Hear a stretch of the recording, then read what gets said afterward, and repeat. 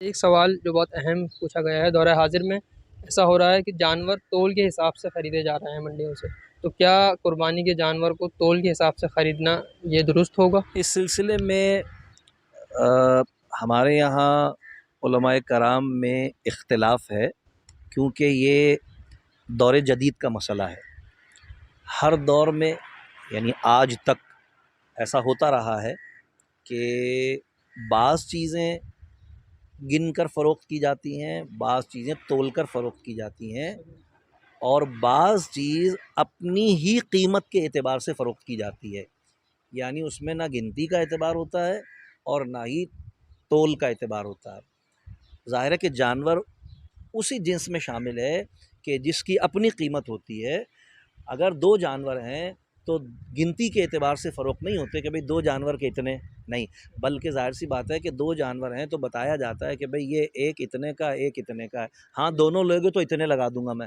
لیکن ایسا نہیں ہوتا کہ گنتی کے اعتبار سے فروخت ہو۔ اسی طرح تول کے اعتبار سے بھی فروخت کا رواج کبھی بھی نہیں رہا ہے، لیکن کیونکہ یہ دور جدید میں ہو رہا ہے معاملہ، تو بعض علماء نے اس کی اجازت دی ہے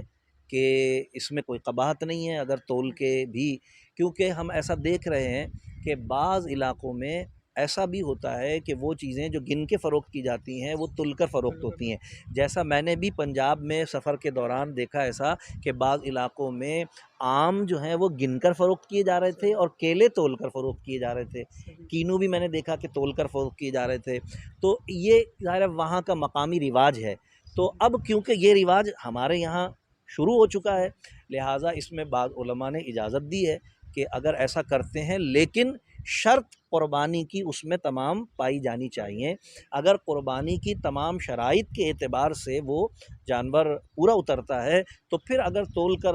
خریدتے ہیں، اور ظاہر ہے بیچنے والا تول کر بیچنے پر مصر ہے کہ بھئی میں تول کر فروخت کر رہا ہوں اس کو، تو ٹھیک ہے، ہمارا مقصود تو جانور کا خریدنا ہی ہے، تو اگر ہم تول کر خریدتے ہیں تو علماء نے بعض نے اس کی اجازت دی ہے۔ لہٰذا میں سمجھتا ہوں کہ اس مسئلے کو اتنا